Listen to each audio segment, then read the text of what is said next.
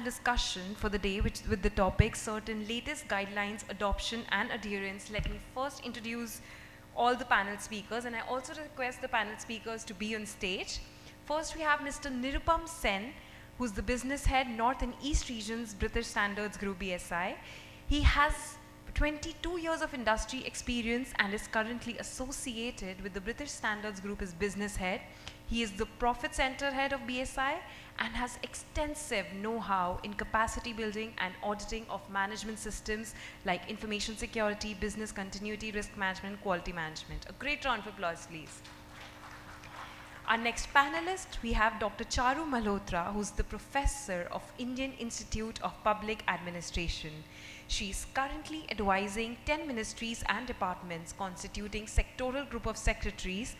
She has also presented research findings at various universities worldwide and is an academic contributor to Economist Intelligence Unit and to Oxford University. She has also published more than 93 papers in recognized international and national journals and books, which have been released by eminent leaders, including the Vice President of India. A great round of applause. We also have amongst us Mr. Somenath Kundu, who's the alternate CISO DGM NTPC, with having nearly 18 years of experience in operational technology, cybersecurity, risk management, enterprises architect. He has been handling legacy systems in a safe and protected posture, infrastructure and policy making. He has also acted as an enterprise architect to provide high-level designs across the engineering and technology domain. Our next panel speaker, we have Mr. Bohitesh Misra, CTO Avexa Systems Private Limited. He has more than 25 plus years of experience in managing mission-critical IT DevOps, digital transformation planning and managing IT services. He has also several awards in his kitty. To name a few of them is CIO 1000, COVID Global Superhero, CIO 2020, Smart Innovator Award, and etc. Our last panel speaker, we have Dr. Deepak Kumar, who's the Senior Cyber Intelligence and Digital Forensic Expert of India. A great round of applause, please. He has delivered workshops and corporate training to IT companies, esteemed academic institutions, law enforcement, and has also trained more than 80,000 plus high-end professionals individually to date. Also awarded with various industry-recognized certificates, received several appreciations. It's an honor to have all of you here with us. A great round of applause for all our panel. Now I would be requesting Mr. Nirupam Sen ji to please moderate the session. Sir, on to you.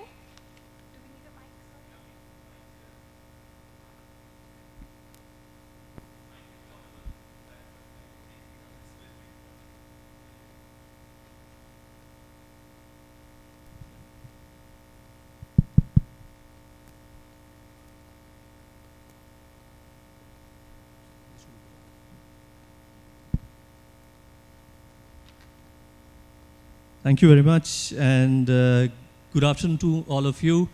Thank you, InfoSec Foundation and Shushavon for having me here. I flew from Calcutta. I'm based out of Calcutta, and I flew from Calcutta yesterday. Interestingly, the moment I fly in from Calcutta, their rains start in Delhi. I wonder why, but last 3 visits of mine to Delhi, rains have started, traffic gets disrupted. So maybe the rain gods either want me here permanently or they do not want me to come here. So not sure about that.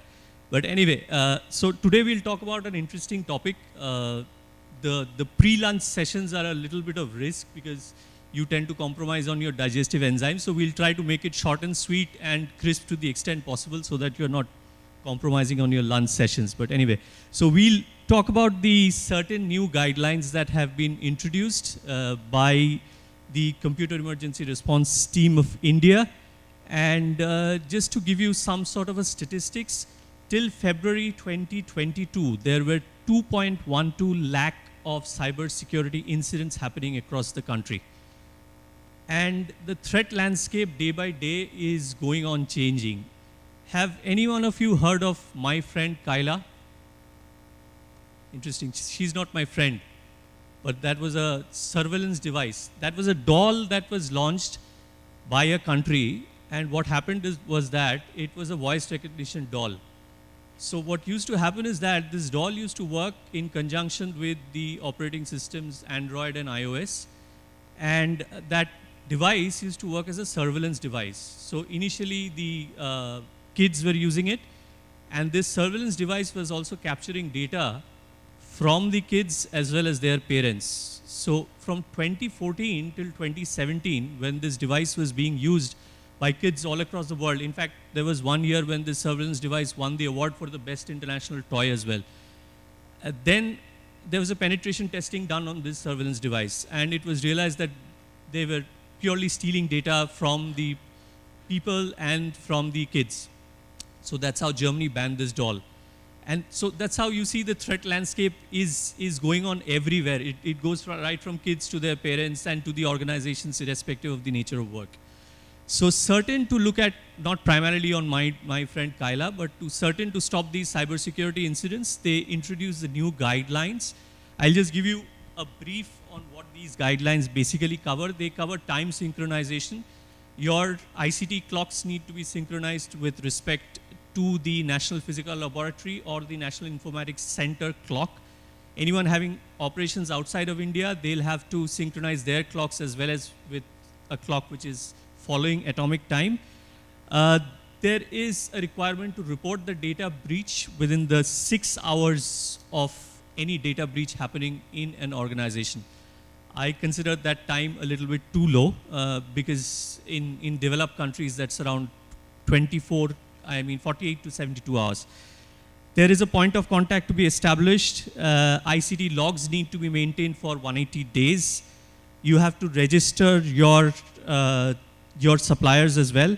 There's a KYC record of customers to be kept for a period of 5 years, and transactions need to be monitored. So with this introduction, I'll pass it on to Bohitesh Misra first.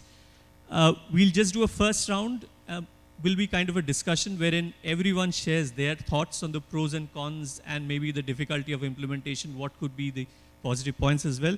So over to you, Bohitesh. Any case study that you would like to share as well, please.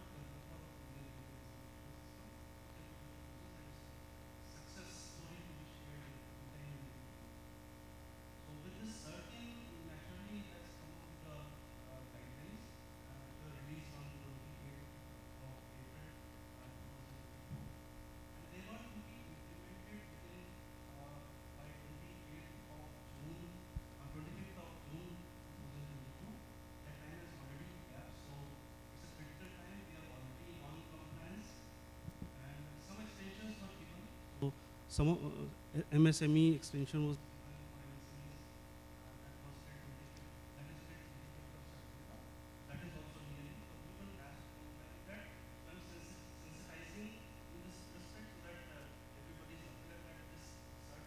this is just not compliance perspective, it is mandatory.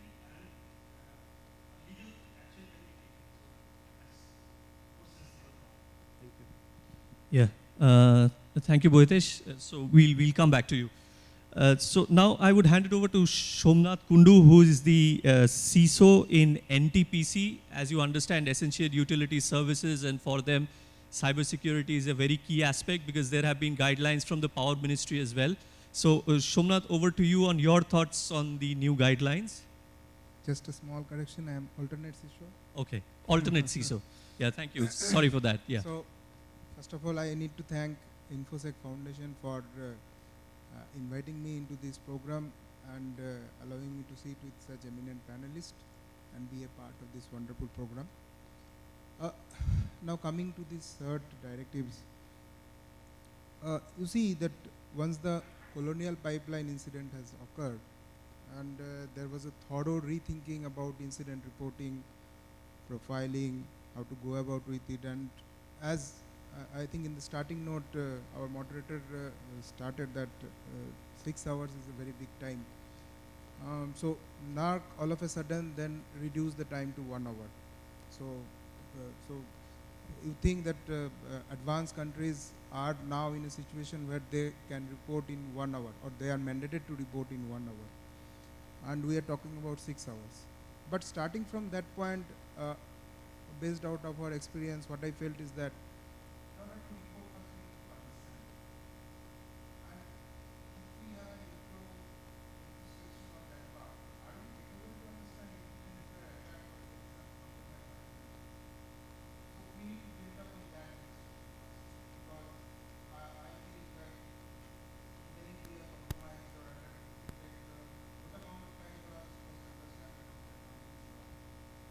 now coming to the perspective of huge operational technology gamut, where there are different plethora of tests, different complexities. Availability is of utmost importance because everything is in millisecond operation, and the moment these operations get hampered, you know, this health safety environment,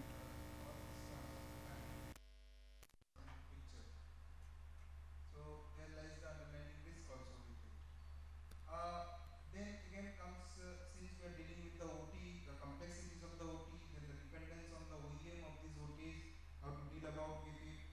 But citing all these informations, in a nutshell, how to go about with it, I think is that maybe we can think of first a baby step of having a localized SIEM kind of environment for our OT also.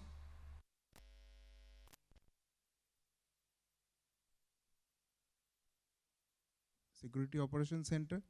So this might be a baby step whereby we can create localized SIEM in each and every geographical locations of these installations of ICT.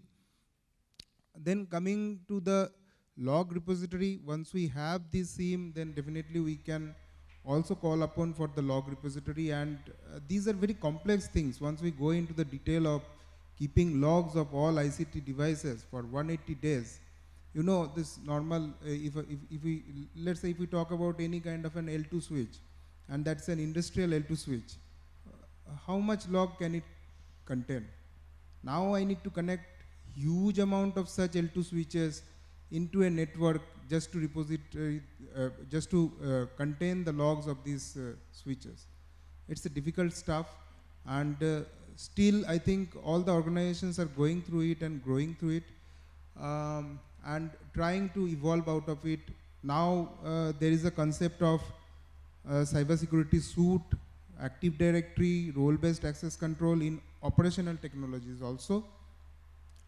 And with advent of SIEMs with backgrounds of QRadar kind of environment or Mitre kind of environment, it is becoming a little bit easy to implement, but yeah, definitely it comes with a lot of commercial implications into it, and that is where large organizations might not feel the heat, but small organizations definitely will feel the heat of complying to these directives. Thank you. Yeah, thank you, Somenath. The initiative as a whole, I would say, definitely is laudable, and the pure conclusion for which this initiative has been taken is to bolster the cybersecurity efforts of the Government of India. However, there are pros and cons to each initiative, as Somenath mentioned. In addition to IT security, now the power plants have moved into OT security. And the information repository with respect to OT security as well as in a power plant is huge. So having a cybersecurity incident reported within 6 hours, I consider it to be pretty difficult. As I said, developed countries have a span of 48 to 72 hours by which the cybersecurity breach is reported. Because by the time you realize as to which systems are compromised, it takes at least 24 to 30 hours. So yes, I do agree with Somenath on this. Thanks, Somenath. So I'll pass it on to Dr. Charru Malhotra for her thoughts on these guidelines on cybersecurity by CERT-In.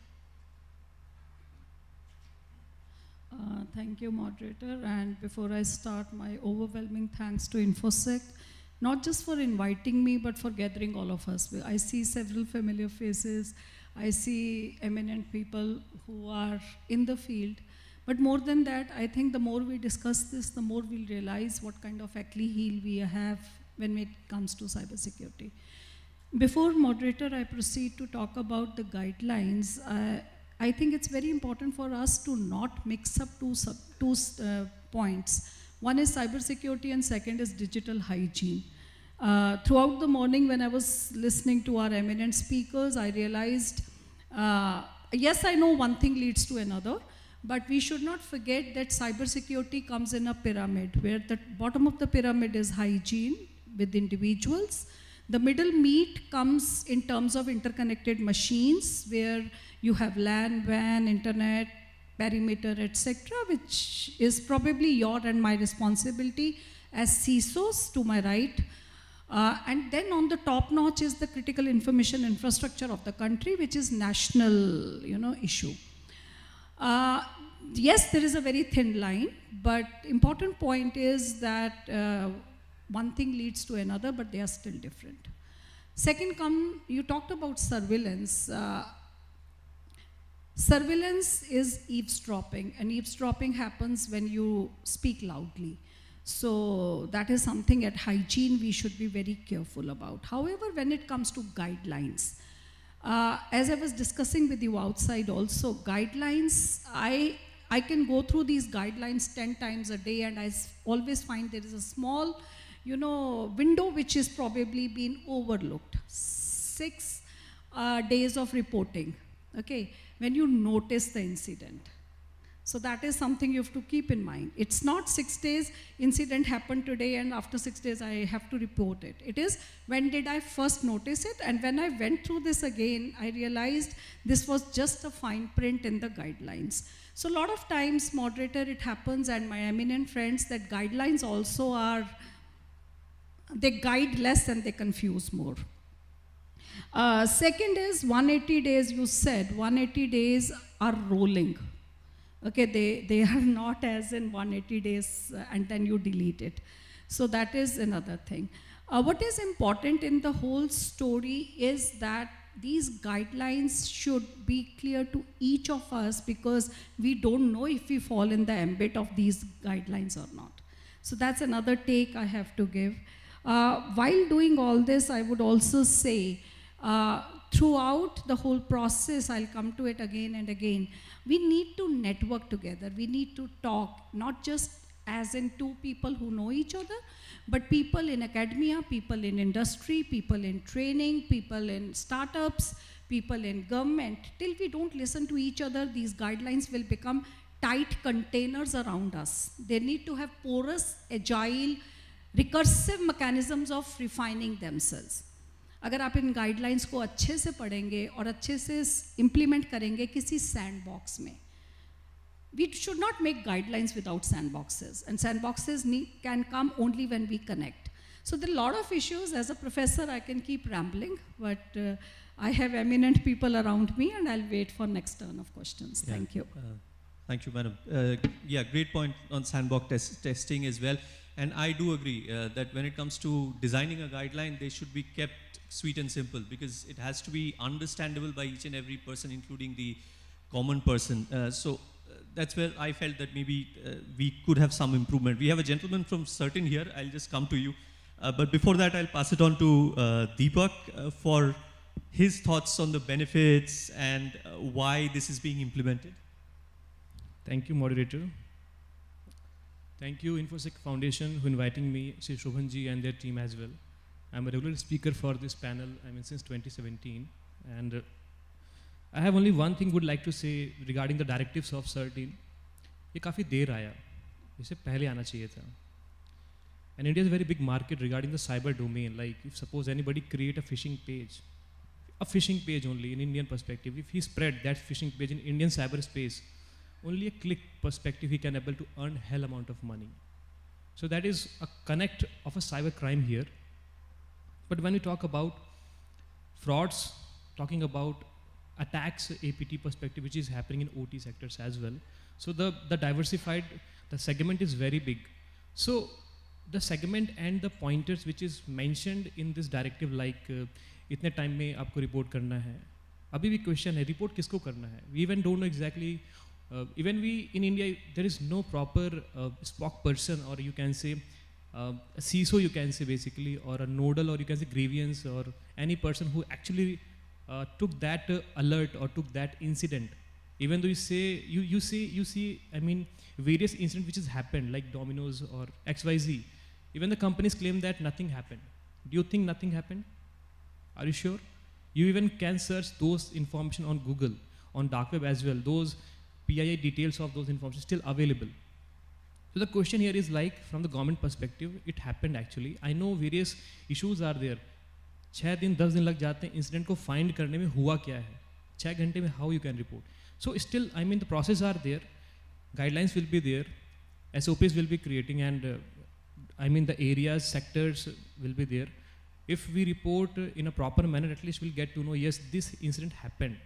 A single question, anybody tell me exactly what kind of ransomware attacks happen in India? You go with various reports or white papers. When you talk about the incident which has happened in Indian cyberspace, that is completely different. That is not the well-known threat players basically. So the question here is, like, first at least share with us in a proper timeline, so at least we can study exactly who are the threat actors, who are the players, who are targeting, what is their purpose, what is their threat.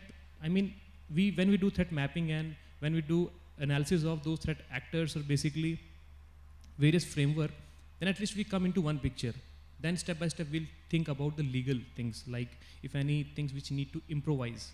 When you say, suppose anything happened and that person hacked, or that person put something on different server which is not comes in Indian jurisdiction, in that case what LEA will do, what CERT-In will do. So various things are just not only like surveillance perspective, sharing perspective, there are other aspects also there. So I would say one thing, yes, step by step we have to think onto the things. I know various challenges are there, various challenges, but still if you stick with the challenges and those areas, then we will not move ahead. So this is a simple take from my side. Yeah, thank you, Deepak. I do agree with Deepak to an extent that timeline is, I clearly felt important, because CERT-In introduced the concept of cybersecurity and cyber incident way back in 2009, so far that I remember. Then these guidelines were introduced in 2013, post which in 2022 we have seen a change happening. So from 30th April 2022 was when the guidelines were released, and now they have kept the extension till 25th of September 2022, by which you need to comply. However, the cybersecurity dates as back as 1995, when the standards on information security were released. So I'll just come to them. So we could not have Dr. Sanjay Bail, who's the DG of CERT-In, to be here because of his busy schedule. But we have Mr. Sabyasachi Jena from CERT-In in the audience. May I request him to post some insights, please? Yeah. Can you pass on the mic to him? Thank you. Good afternoon. Hello. Good afternoon, everybody. This is Sabyasachi from CERT India. Actually, I'm not prepared for this. We hardly get any time. Today morning only we get to know that we have been invited. So our director directed us to attend this seminar. So not saying much. I'll just say something about what like CERT-In is all about and what we are progressing. As you know, it has been formed in the year 2004. So progressively, we are evolving day by day. We are trying our best. And most eminently, I would like to tell one thing, that whenever we used to interact with our customers or any, we have our different teams, like we have Asia Pacific CERT and other countries. We are collectively we are doing some exercises and all. So we could realize that whatever in field of cybersecurity we want to implement, that is most in the downstream. The people are maybe aware, but at the upstreams people are not aware. Whenever our director or our DG they interact, they used to know that the things they are not very clear about. They are just betting around the bush. So we are trying to have certain SOPs, and like you might have aware about the CCMP plan, that is under revision as well. So shortly we are going to publish it, the version 2022, where we would like to cover all the areas, all the financial sector, energy sector, and all departments, where they can have a overall overall view of that thing, and they can, after referring that CCMP, they can have their own guidelines and set of rules in order to act towards cybersecurity. So that's all I want to say. I hope I am not even prepared for this. Certainly, Mr. What is his name? I don't remember. Shushavan Mukherjee. Yeah, he called me and he asked me to say something. So that's all I want to say. Thanks a lot. Yeah, thank you very much. You managed the bouncer well, so it doesn't matter if you were not prepared, but thank you very much for that. So I'll move back to Bohitesh again. So considering your organization, what are the steps that you are taking and how challenging do you think is the implementation of these guidelines? So let's say with respect to time synchronization, I'll give you an example here. When we were developing the Indian Railway reservation system, and the first system was implemented in Delhi, before 1995, it was an isolated, disparate systems working in Delhi, Bombay, Calcutta, Madras, and Hyderabad. So they were all separate systems. They were not interconnected with each other. For back reservations, you have to go to a particular terminal. Some old guys would appreciate that. So we implemented the networked reservation system. So the first system was implemented in Hyderabad, and another, when we had migrated Delhi PRS is passenger reservation system. So PRS system was implemented. And when we networked Hyderabad and Delhi, so we had there was a cluster of servers. So we had synchronized all the time for those set of servers. But when we were evaluating the log of the transactions, we realized that some of the transactions were done before 8 o'clock in the morning. So there was a counter which would start at 8 everywhere, but some of the transactions were done before 8. So that was a puzzle for us. We realized then when we deep dived into the issue, we realized that Hyderabad was 2 or 3 minutes before our time. So those transactions were done from that side, and then we realized the sensitivity of this time synchronization. And as and when we implemented Chennai, Calcutta, and other PRS locations, so all were synchronized into a single time frame. And we started using NPL time at that point of time. This was 1995 time when I'm talking about. So we have to realize the issue of time synchronization, but I still see a challenge in implementing time synchronization for those millions and millions of IoT devices, because the compute power of those IoT devices is still low. And I would say, how would you synchronize the times of IoT devices or IOMT devices, because we are into medical analytics. So I understand when we are going to implement IOMT into our system, it will become a challenge. So I still feel these guidelines are good. They have come at the right time. I would say when privacy policy was withdrawn, right? And CERT-In would have realized that this is the right time that we should come out with these policies and guidelines, because now they are the sole authority. Earlier, their authority was being taken over by that cybersecurity or that policy which government of India took back for further improvement. So I still believe that these challenges are still there. Industry has represented to CERT-In about how 6 hours can be extended to 72 hours for reporting these breaches, and other challenges are still there. We'll talk about in the session, right? Yeah. Thank you, Bohitesh. So I do agree with Sabyasachi and Bohitesh to an extent. Number one, about Sabyasachi, what he mentioned, I clearly felt that, in fact, I only read about these guidelines before I came for this moderation, because I was not aware having released these guidelines.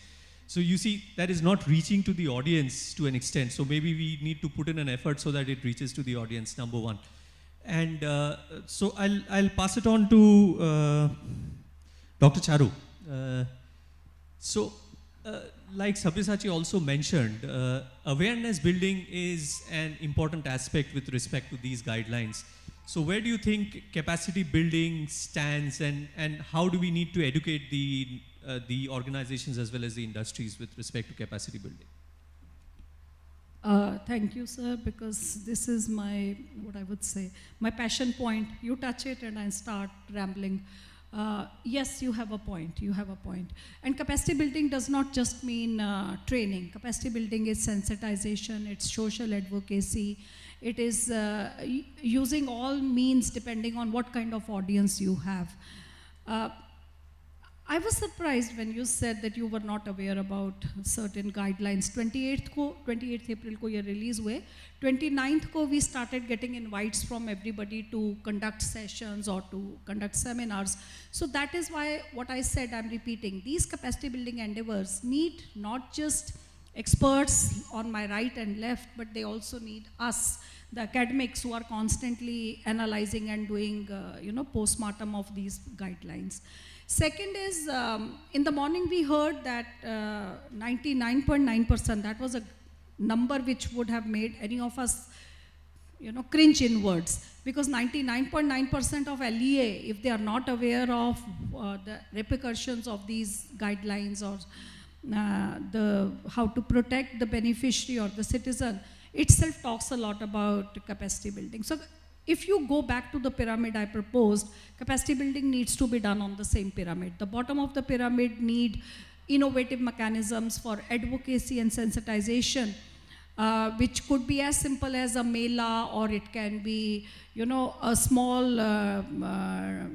kind of the trigger that comes at the bottom of news items. To keep reminding them what cybersecurity means for them in terms of hygiene and what should they do and what should they not do. मैं तो कब से कह रही हूँ कि mobile खरीदो और मोबाइल का जो पहला पॉपअप स्क्रीन हो, that should be to women and children and old people about how they should not share their information. Simple multilingual interfaces. So that is bottom of the pyramid capacity building. Then we come to CISOs.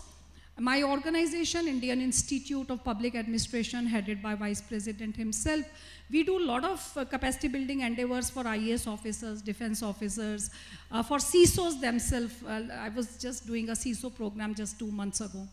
So that is one layer which is probably not just needing capacity building in terms of trainings, but also why can't we create a platform where all the best and worst practices of cybersecurity are uploaded and we can just go and check.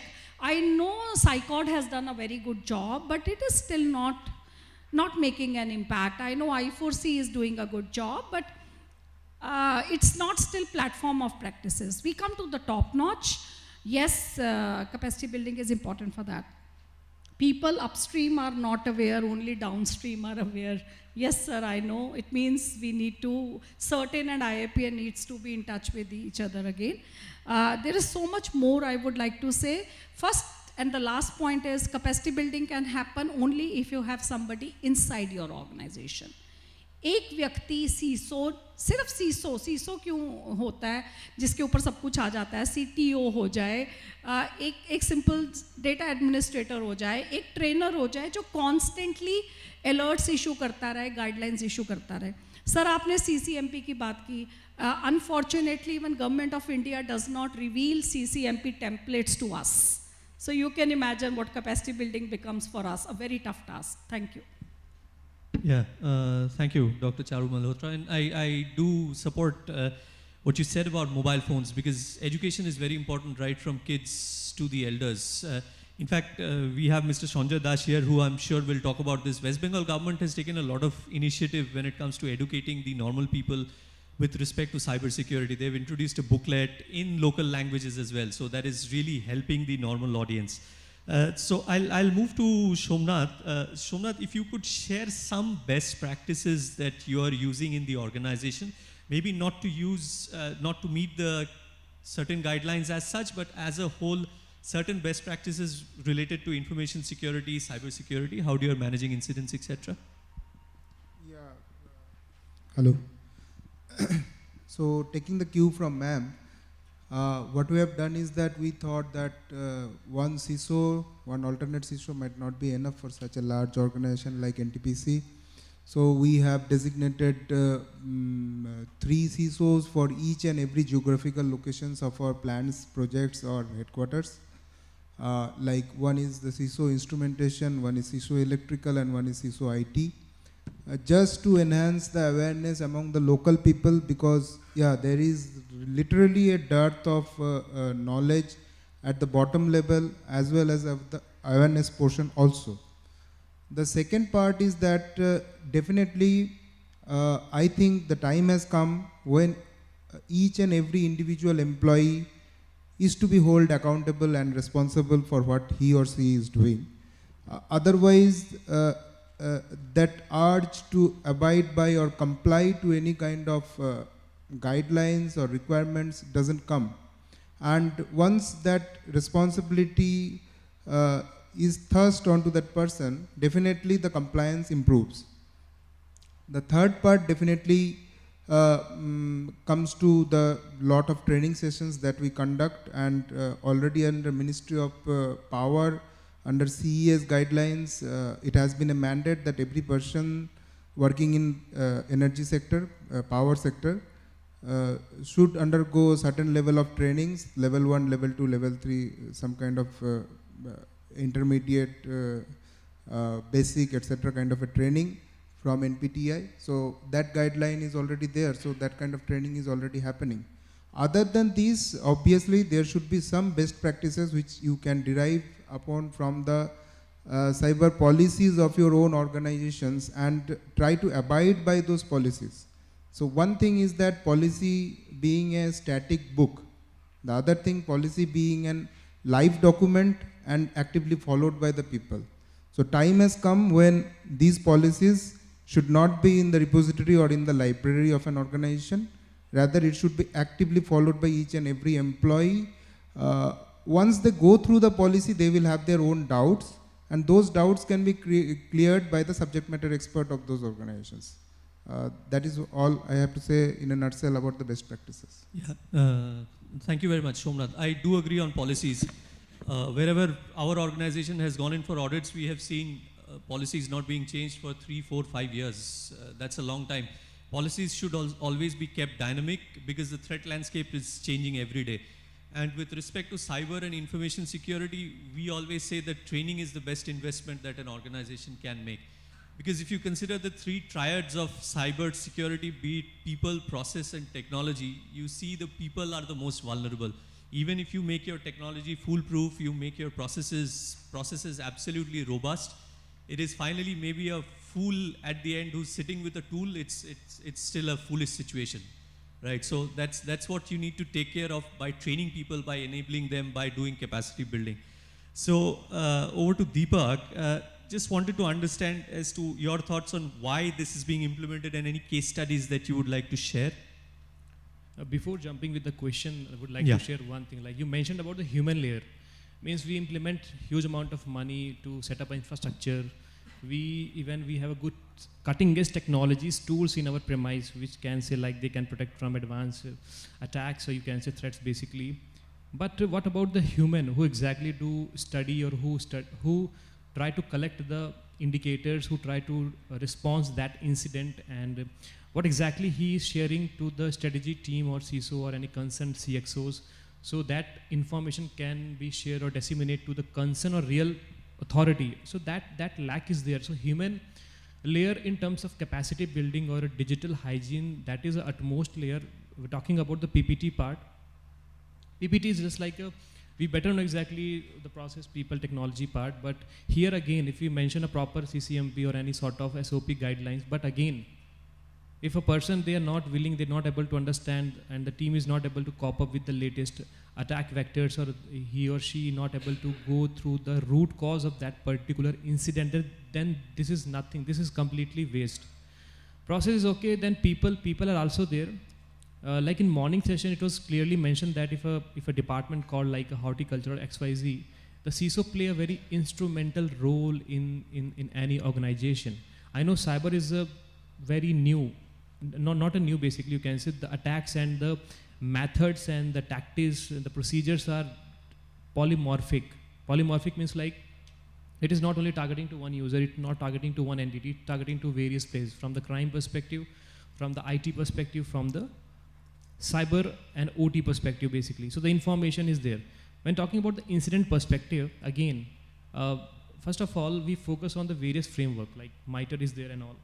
The question here is like if any incident happened, like ransomware, even we see from the LEA perspective, LEA law enforcement agencies as well, the companies जो basically respond करते हैं. I mean, a simple concept, ransomware जैसे attacks हैं उन्हें हमें बचना कैसे है? Simple सा question है कि if it is latest ransomware, so possibilities are very less.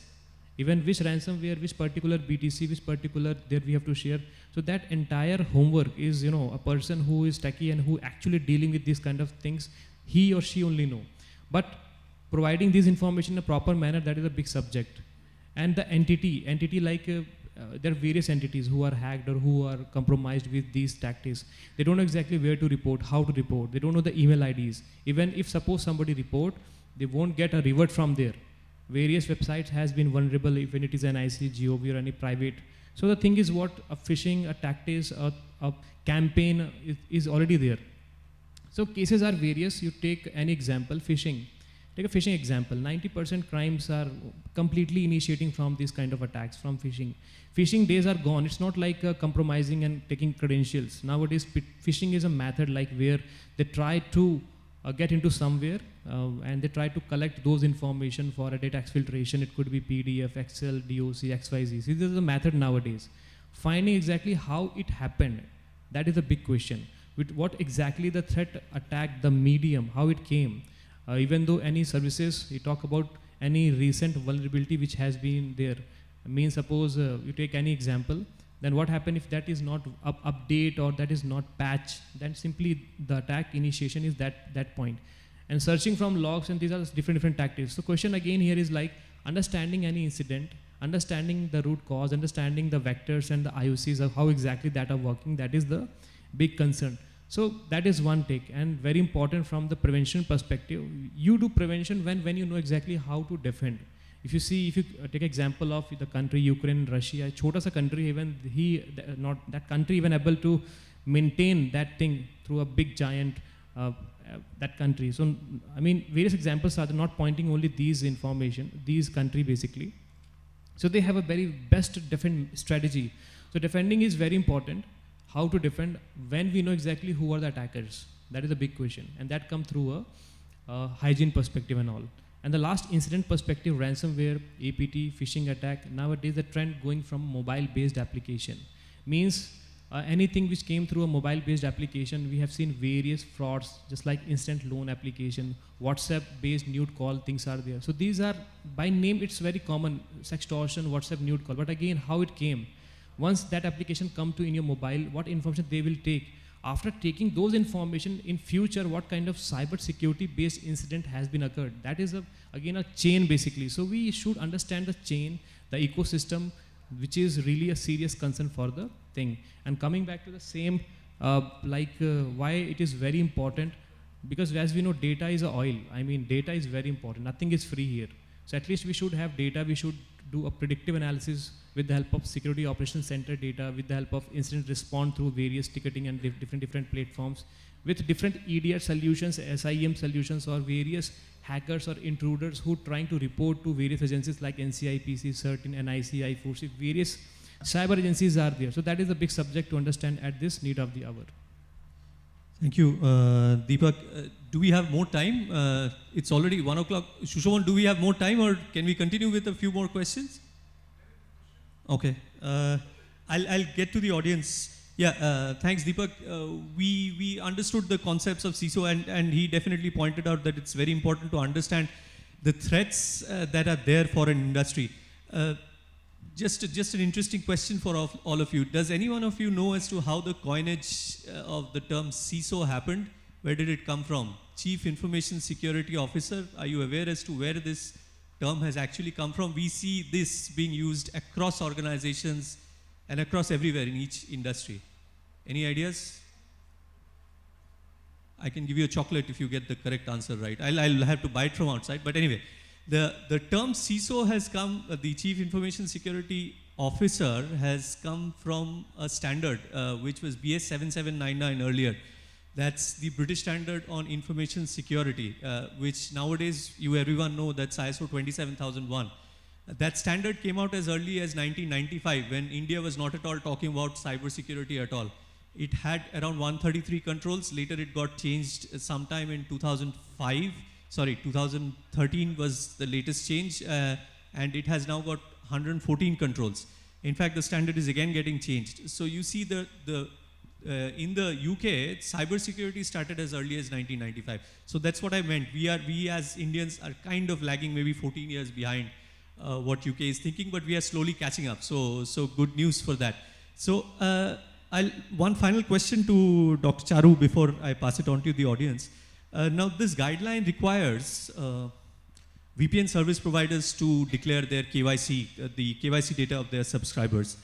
So I clearly felt that with us talking about privacy, though the privacy law has been scrapped now after 5 years of efforts, I was clearly not a law, but the declaration was I was clearly disappointed with that. I understand that's the reason maybe why these certain guidelines have come in. So do you think that this VPN KYC, the service providers of the KYC, do you think that will pose a threat to the privacy? Yes, yes, and yes. Okay. Why we use VPN? We use VPN for privacy. We want to safeguard ourselves. We don't want our location to be revealed. We want to do transactions in a different manner. And the reason this is required. Let's go to the positive side first. The reason it is required is it will stop scams. It will stop anonymity by criminals. It will, and like somebody mentioned in the morning, it would stop not just scams but all the money laundering stuff that was happening. Now the flip side of it, I was discussing with Deepak also, that several VPN parties have already, shut their shop. 3 VPN operators have already left our country, and one of them was my favorite, NordVPN. तो मैं नाम ही देख रही थी, ExpressVPN, Surfshark. These were 3 major players who have shut their shop in India. Now, do you think they did it because they were malicious and we were trying to spy on them? No.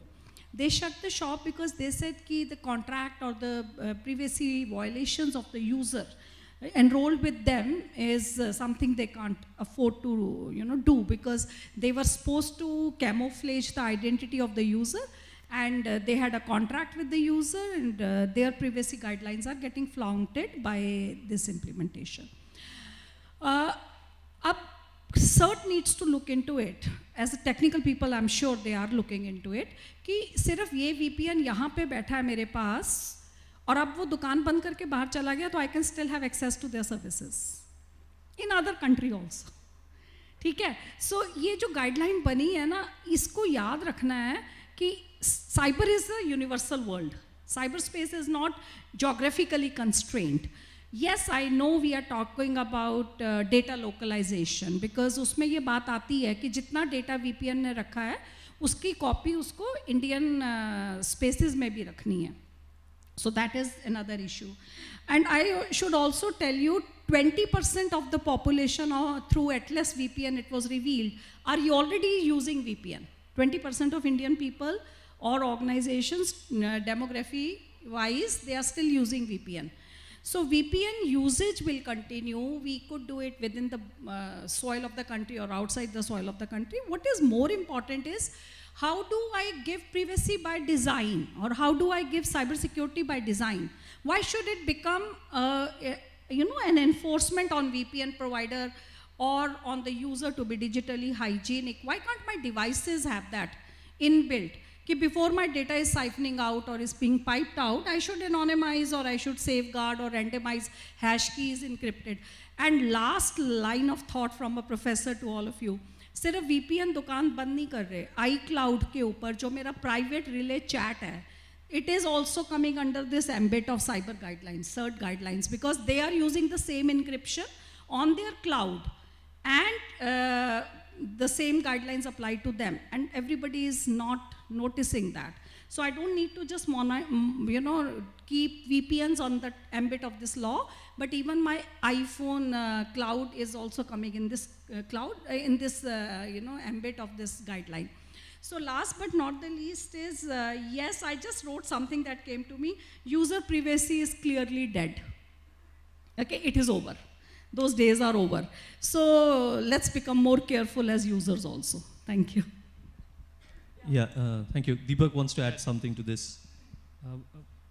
Actually, just take a real example, like suppose anybody, if any incident happened, and you got to know that through log analysis, like that server is based in Isle of Man or Moldova, like different country, and you're sitting here only, and you are using VPN something. So definitely, you may go to law enforcement agencies, maybe CERT India as a nodal. Then again, it come to us to ask the information. Then they are not sharing any information in a proper time. So why they're not sharing? If same thing happened with a different country, with 5 eyes, 9 eyes, or US, UK something, so immediately they share anything, even it's WhatsApp, even it's anything.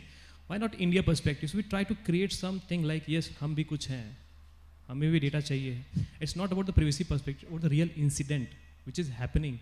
So that is a big thing. So 3 companies or 4 companies, whoever left basically, they claim that their services still running in India. अब question यहाँ पे है कि implement हो गया है, but हमें compliance maintain करने के लिए चेक भी करना पड़ेगा exactly from Indian perspective which IP is there जो उनको सर्विसेज वहाँ पे प्रोवाइड कर रहा है, ताकि वो इंडिया की आईपी भी असाइन कर सकते हैं वीपीएन में.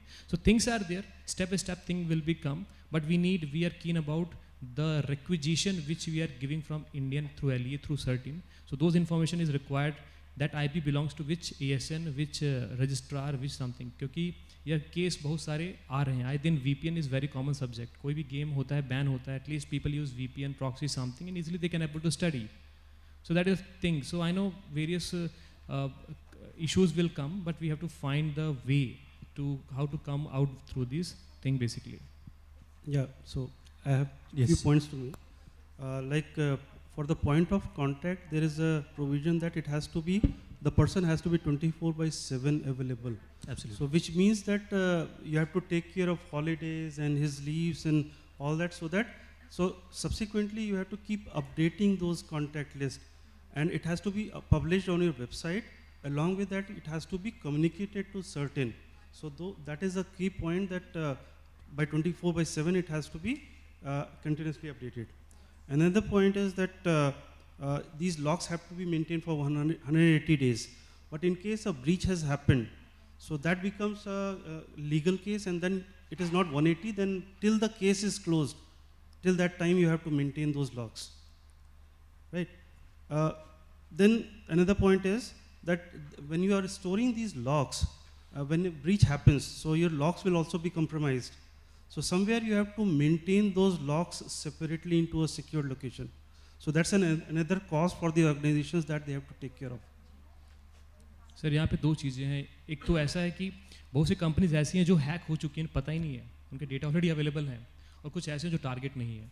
So that is also misconception for the same perspective. 180 days यहाँ तो साल लग जाते हैं पता करने में कि हुआ क्या है, विच APT वॉज देयर. 10 साल पता चलता है कि yes some XYZ threat actor was there and they silently exfiltrated all the data through this port number, through this IP basically. And when we try to study those IP, so again 180 days का जब data ही नहीं है, then how they can share those information. And it's a one concept, like if you heard about fast flux, just want to add one more point, fast flux DNS basically. Fraction of second में IPs change हो जाती हैं. अब हम incident study करते हैं तो हमें वो IP मिलती नहीं है, वो किसको बिलोंग्स है. तो फास्ट फ्लक्स DNS जैसे कॉन्सेप्ट भी, टेक्नोलॉजीज भी हैं जहाँ पे BPHS bullet proof hosting servers हैं जो इस तरह के कंटेंट होस्ट करती हैं, इवन चाहे वो कॉलोनियल पाइपलाइन अटैक हो, चाहे वो different porn content, Brazzers and all XYZ हो. तो यह चीज़ें उन्हें नहीं मिल पाती एग्जैक्टली, यह कंटेंट कहाँ होस्टेड है, यह RAS सर्विस कहाँ से ऑपरेट हो रही है. So things are also there. So we are not think about the small tactics, we have to think some the broader picture basically from the incident which we have seen. Even the subcontractors also have to follow these directives. So which means that if you have outsourced a product or a service, they also need to follow the same thing. And whether they have to report to the main contractor, no, they have to directly report to the CERT-In website about those breaches. So that means that if you have a contract that NDA or something has been signed and you don't want to disclose that, but this directive overrules that, that means you have to make this as part of your contract, that you can share all these data with CERT-In in case of a breach has happened. Yeah.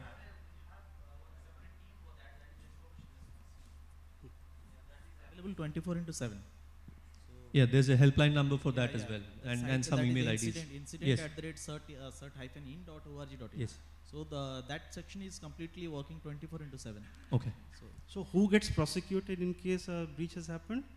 It's not the company, right? It is directors. So, but To avoid this, I would say that directors can, as a board resolution, can appoint CISO, and they can communicate to CERT-In saying that this CISO is responsible for all ensuring the compliance of certain guidelines. So then CISO becomes the single point of contact for that compliance and directive, maintaining that directive. Yeah, I would just want all of us to take a pause here, okay?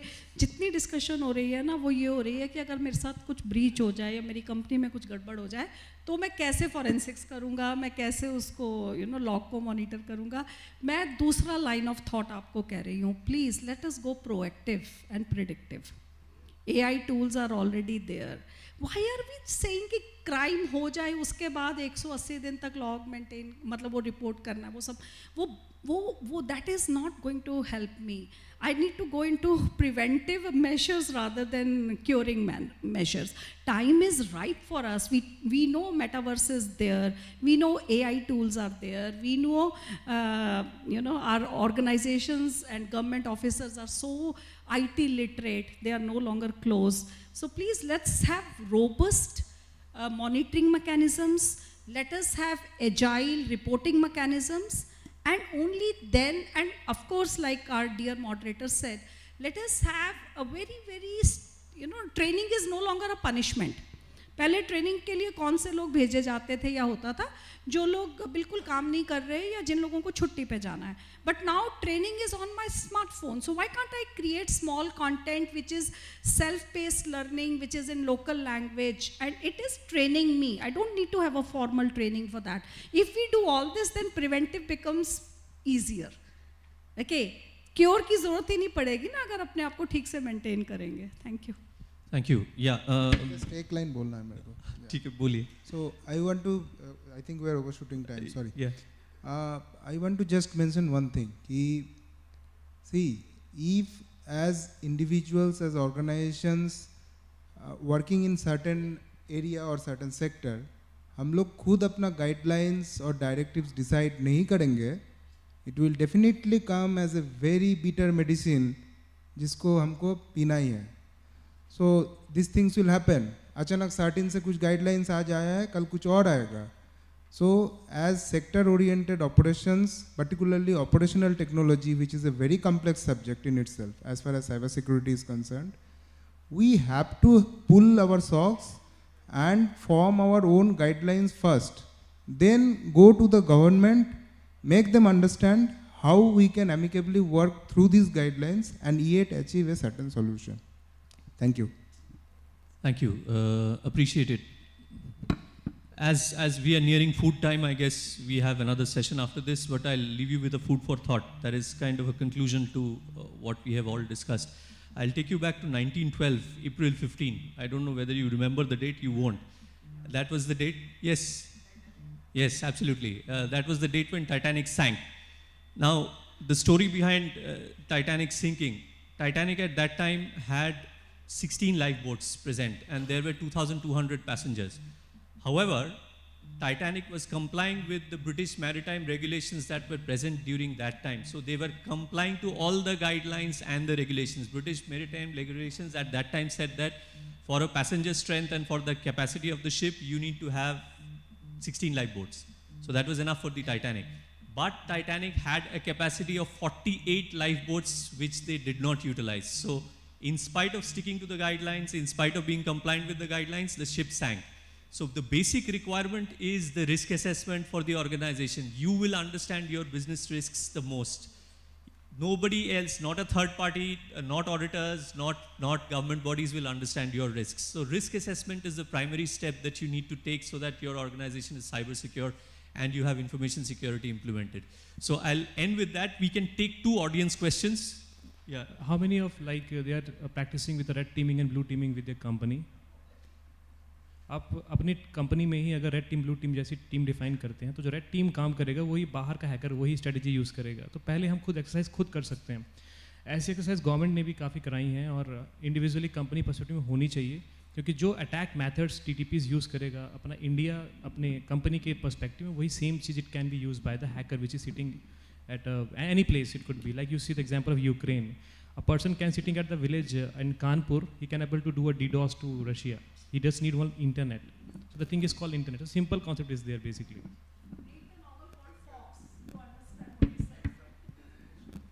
Yes, please. Can you pass on the mic to him?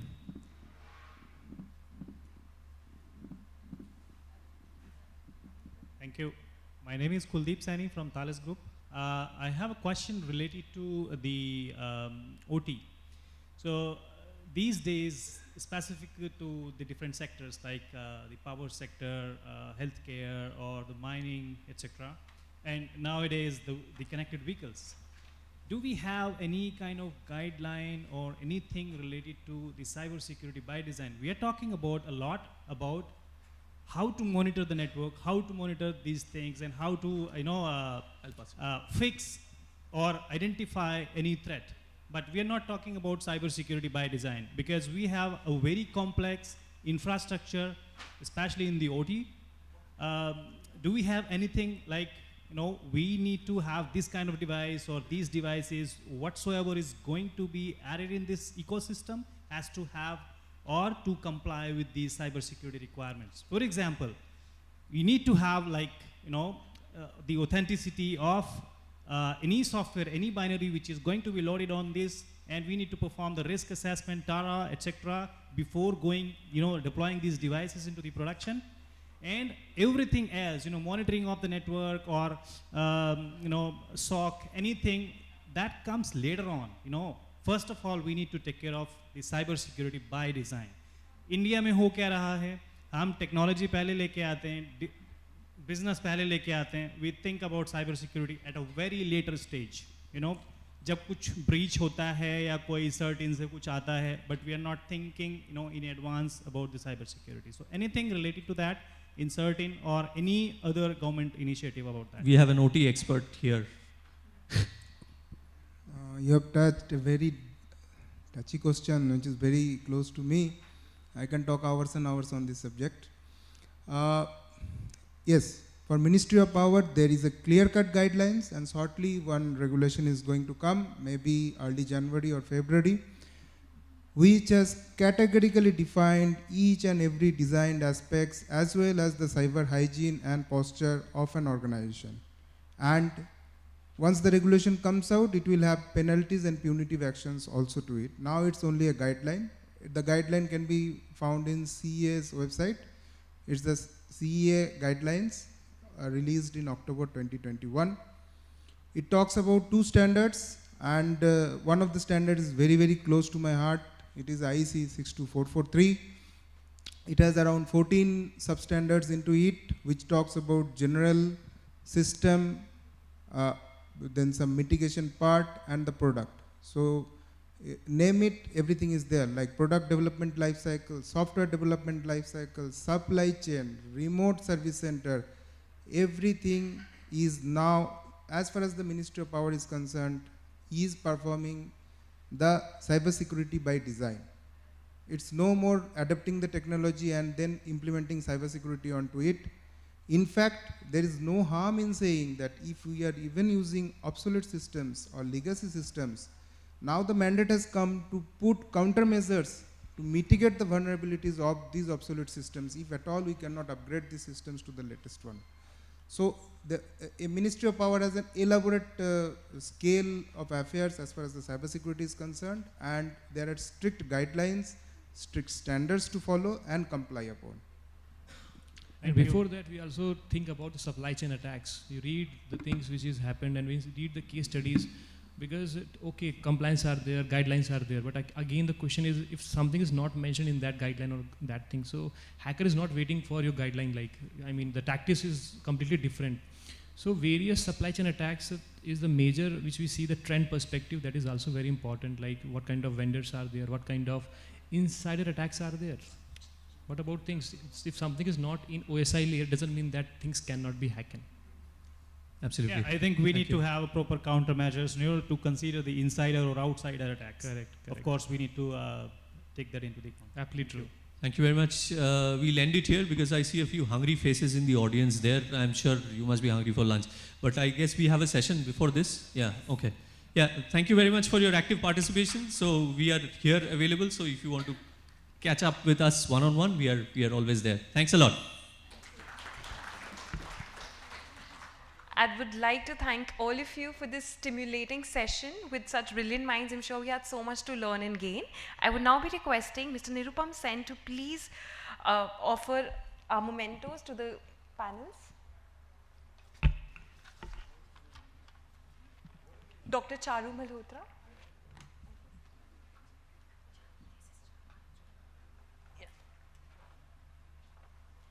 A great round of applause, please. Mr. Somenath.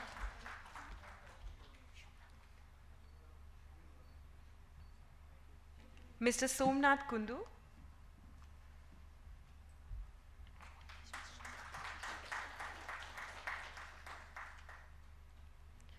Mr. Bohitesh Misra. A great round of applause, please.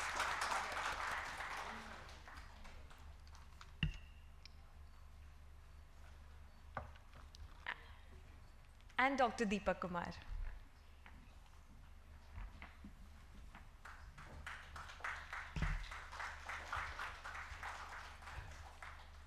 I once again thank you all for taking out the time and enriching us all.